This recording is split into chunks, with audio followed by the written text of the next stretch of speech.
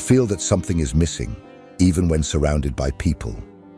You might be in a relationship, with friends nearby, with family around, and still feel that silent weight in your chest, that strange absence, as if you were living behind glass, disconnected from the world and from yourself.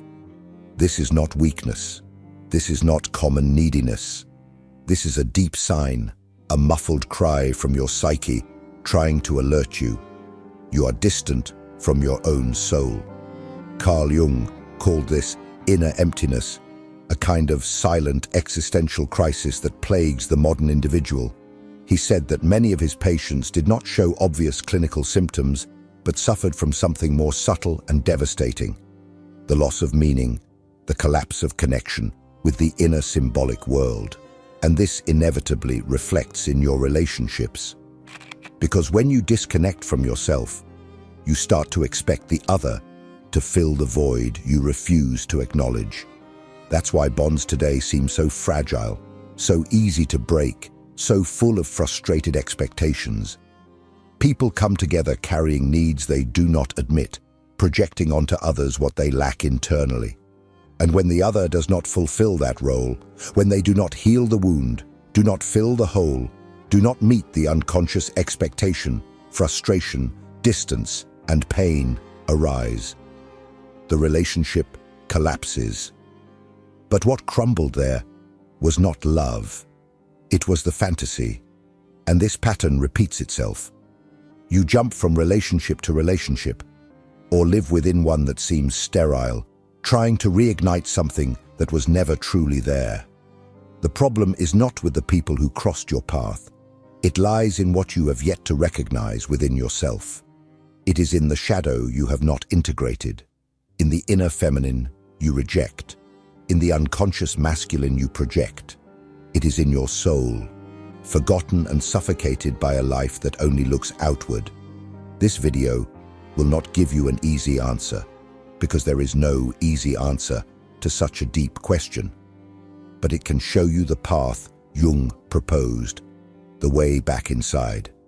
Because as long as you continue seeking outside for the cure to a void that is internal, you will remain trapped in the cycle of dissatisfaction. What you feel is not trivial. It is your unconscious trying to wake you up. And the time has come to listen. If you are ready, follow me. Let's descend together to the most hidden layers of your psyche, because only there, in what you do not see, lies the key to what you feel. The most devastating psychological suffering of today is not explosive. It does not draw attention. It does not scream. It whispers day after day until the person becomes accustomed to the emptiness. You wake up, fulfill your obligations, talk to people, work, consume content, participate in social events. But all of this seems to be done by someone who is on autopilot. It's as if something is always absent, even when everything apparently is in place. This suffering has no name in traditional classifications of clinical psychology. It does not manifest with outbursts or visible collapses. It infiltrates slowly, silently, until life loses its flavor and shine. Carl Jung observed this phenomenon with disturbing clarity. In The Modern Man in Search of a Soul, he reveals that many of his patients, although they did not present any diagnosable mental disorder, carried within them a profound sense of emptiness and uselessness. And the most shocking part, these people were often successful, productive, functional in the eyes of society. They had stable careers, relationships, prestige, but felt deep down that they were disconnected from something essential. What was missing was not love. It was not money. It was not recognition. It was soul. The soul, in Jungian thought, is not an abstract or religious concept. It is the symbolic dimension of existence. It is what gives depth to living, allowing each experience, no matter how simple, to be felt in its entirety. When this dimension is neglected, life becomes a succession of tasks, obligations, and performances. The individual adapts to the external world, but at the cost of a brutal internal impoverishment. And this, sooner or later, shows up. Sometimes as boredom, other times as chronic discouragement. In certain cases, as a generalized dissatisfaction that destroys everything that has been built. And it is precisely in this state of existential anesthesia that relationships begin to fail. You expect the other to bring meaning, for love to rekindle the flame of life, for companionship to alleviate the invisible burden of existence. But the other cannot fulfill this role, because they too, very likely, carry the same emptiness.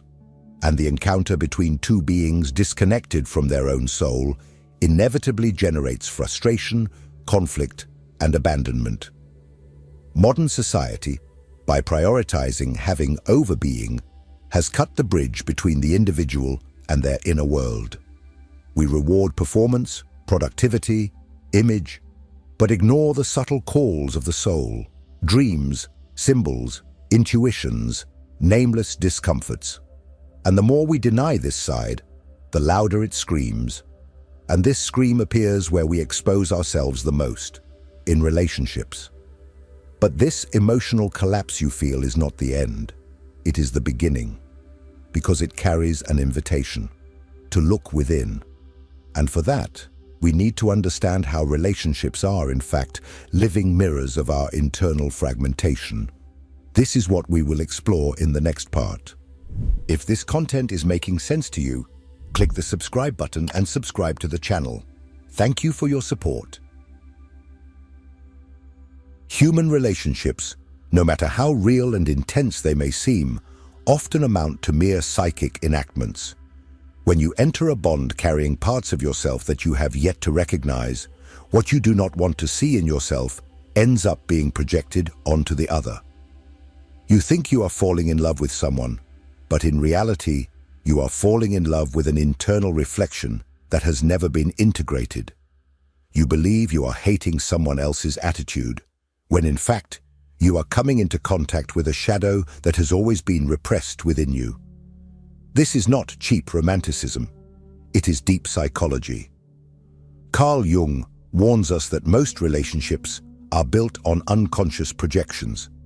You do not see the other as they are, but as your psyche needs them to be. This other then becomes a receptacle for everything that is disorganized within you. Unacknowledged desires, unhealed wounds, unprocessed traumas, unresolved childhood needs. You demand, charge, idealize, control, not because you love, but because you are desperately trying to obtain from the other something that you could only find within yourself. That is why many relationships begin with enchantment and end in destruction. In the beginning, the projection is beautiful. The person seems perfect, complete, magical. They represent psychic salvation, the symbolic return to the lost paradise. But as time passes and coexistence reveals reality, the projected image begins to crumble. And with that, disappointment arises, frustration, anger.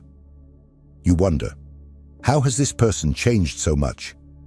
But the truth is that they have not changed. You are the one who has begun to see beyond the projection. This mechanism operates in romantic relationships as well as in friendships, family bonds, and even in the workplace. We project authority onto bosses, idealize parents, demonize colleagues, seek approval from friends, all as a way to try to internally reorganize what has never been integrated. And the more we deny this process, the more enslaved we become to it. None of this is done out of malice. It is done out of ignorance. Ignorance about oneself. Human beings, when they are not aware of the contents they carry in the unconscious, end up living governed by them. And one of the most powerful archetypes that operate in this relational scenario is precisely the one Jung called anima and animus, representations of the feminine in the masculine psyche and the masculine in the feminine psyche. It is these archetypal forces that, when unrecognized, distort our most intimate relationships. They make us love blindly, hate without reason, become emotionally dependent, or flee from involvement. And to understand how they silently shape our deepest connections, we need to confront their functioning head-on. That is what we will do in the next part. We will dive even deeper into the realms of anima and animus. Within every human being, there are psychic polarities that, when unrecognized, silently take control. Jung referred to these forces as anima and animus, two fundamental archetypes of the collective unconscious. They are not just symbolic concepts. They are living energies that shape our way of loving, desiring, fighting, and relating. When they are in balance, they serve as bridges between the ego and the unconscious. But when they are repressed or unknown, they turn relationships into emotional battlefields laden with idealizations, frustrations, and destructive repetitions. The anima is the archetypal image of the feminine in the man's psyche. It is not about the external woman, but about everything the man projects onto women: emotions, sensitivity, intuition, mystery, beauty, danger. When the anima is not integrated, it acts autonomously, causing the man to seek in external women an idealized figure that corresponds to his unconscious fantasy. He falls in love with shadows, with symbols, with pieces of himself that he has refused to integrate. And when the real woman fails to match this internal image, which always happens because no woman can carry the soul of another man, resentment, distance, and contempt arise. The same woman who was once adored as a muse becomes hated as a threat. The animus, on the other hand, represents the archetype of the masculine in the woman's psyche. This figure manifests as critical thinking, formed opinion, authority, action. When the animus is unconscious, it dominates the woman from within, causing her to see external men as enemies, dominators, or saviors who must solve her life. This generates relationships based on submission, aggression, or emotional dependence. In this case, the woman does not engage with the real man in front of her, but with an inner masculine figure that distorts her perceptions and fuels conflicts. These forces are neither good nor bad. They are necessary. But when they operate without awareness, they completely distort the way we perceive the other. The anima makes the man seek completeness in the external feminine, when in fact he should seek it within. The animus makes the woman struggle with external masculine figures, when the true battle is internal. The result is always the same: broken relationships, repetition of patterns, an endless cycle of seeking and frustration. Integrating the anima and animus is, therefore, a crucial step in the process of individuation. This means recognizing these internal images, dialoguing with them, giving them form and awareness. A man who integrates his anima becomes more empathetic, creative, and emotionally profound. A woman who integrates her animus develops confidence, assertiveness, and rational clarity without needing to fight with the world. But this integration requires courage. It requires coming into contact with the contents that have been denied throughout life. It requires renouncing the childish idea that the other will come to complete you, because the other is not your salvation. They can only be your companion on the journey if you have already begun to walk alone. And as long as these internal forces remain unconscious, you will continue to seek outside what is missing inside. You will continue to feed the illusion that love heals the wound of the soul. But what Jung shows us is the opposite. First, you heal the soul. Then you learn to love. And to understand why this illusion of external completeness is so powerful and so dangerous, we need to face it head-on. That is what we will do in the next part. From an early age, we are taught, subtly or explicitly, that somewhere in the world there is someone who will complete us. This idea, deeply rooted in Western culture, is repeated ad nauseum in movies, songs, novels, and even superficial therapeutic speeches. Romantic love has been elevated to the status of psychic salvation. No matter how fragmented, needy, or empty you may feel, they say that when you find the right person, everything will fall into place. This myth is dangerous.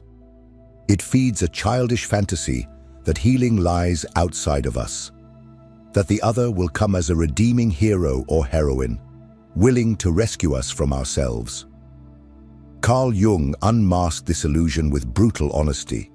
For him, seeking completeness in another is a sophisticated form of evasion from one's own psyche. Love, when born from need, transforms into possession, control, and suffering. What we call passion is often just a violent projection of the unintegrated anima or animus. You are not loving the person in front of you. You are loving an internal image that your psyche has projected onto them. This explains why you often get involved with people who, rationally, make no sense, or why you are brutally disappointed when the other inevitably does not match the fantasy. This illusion of external completeness is a psychic trap. It keeps you in an endless cycle of searching and frustration. When a relationship fails, the mind seeks another object of desire, believing that the problem was the wrong person. And so you go on, jumping from relationship to relationship, accumulating pain, resentment, and a growing sense that true love may not even exist.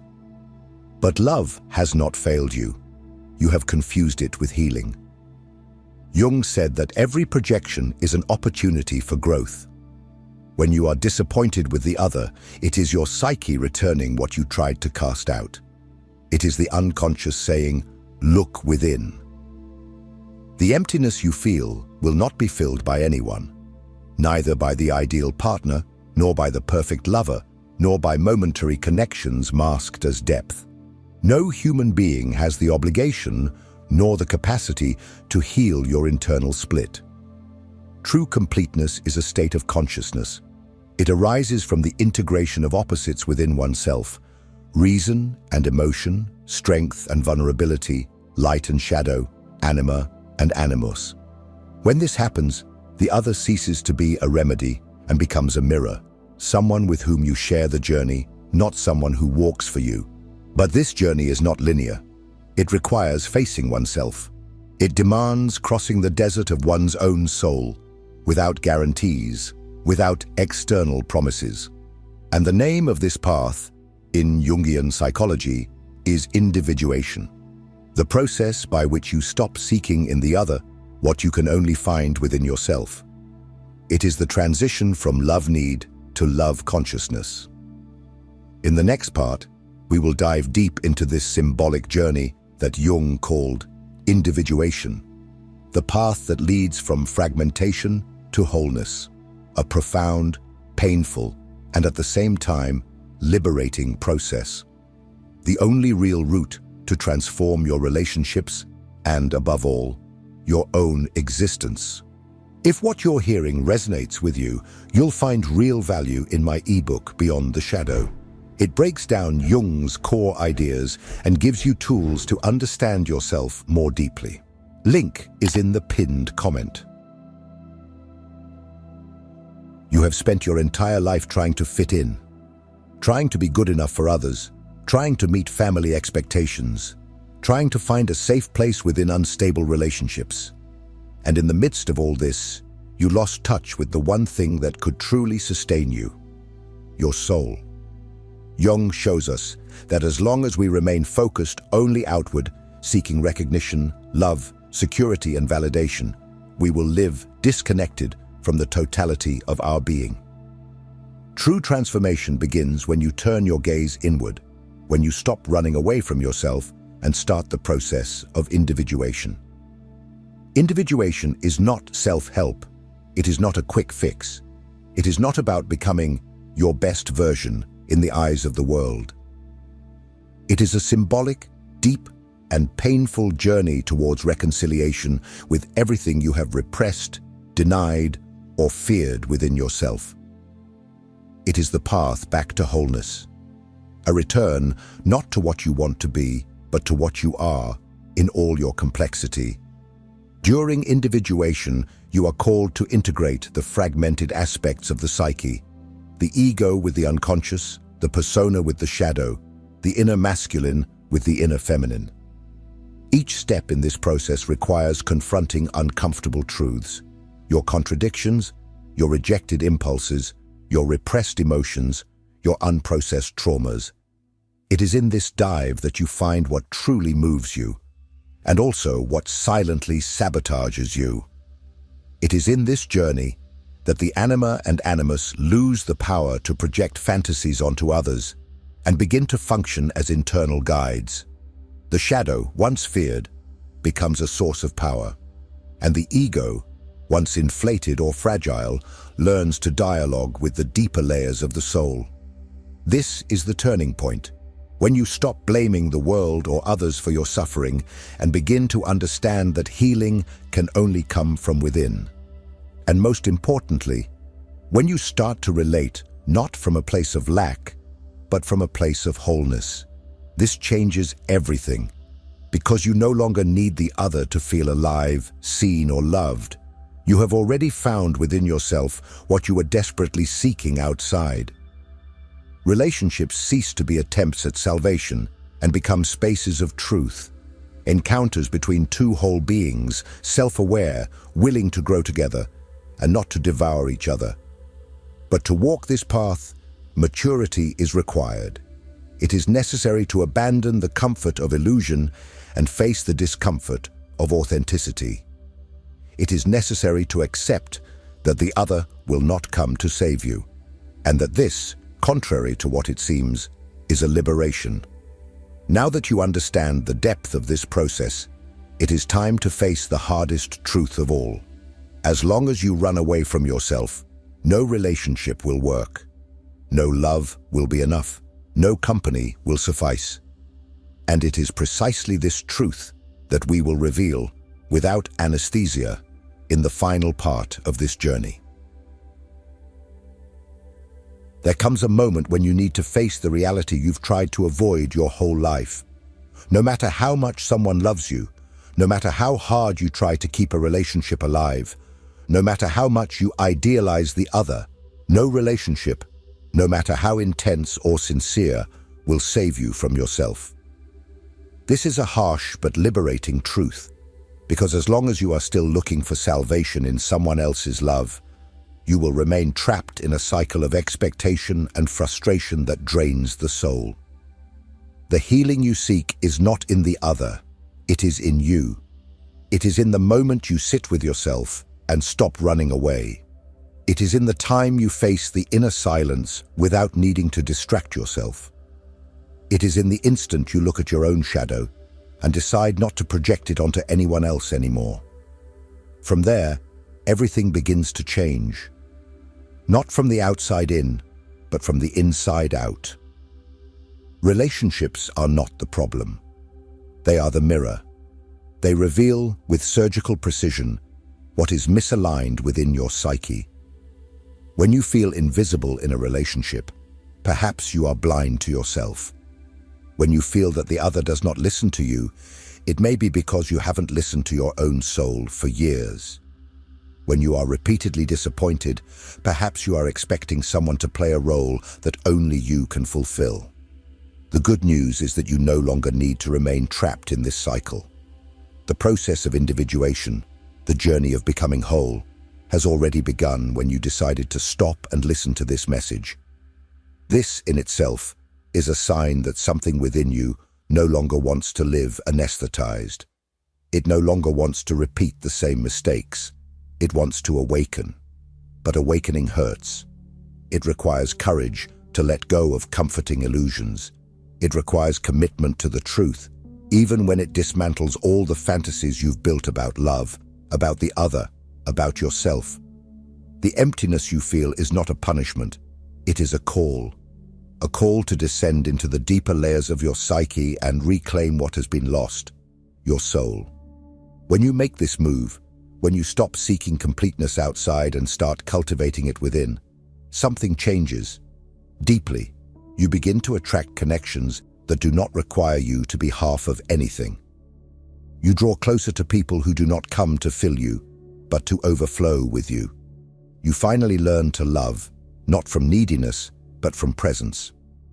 If this message resonated with you, comment below. I choose to look within. Share this video with someone who needs to break free from this cycle of silent pain. And subscribe to the channel, because here we do not speak to entertain, we speak to transform. And don't stop here, because knowing is not enough. You must keep digging. And you know, the soul does not forgive those who stop halfway. So keep going. The next step awaits you.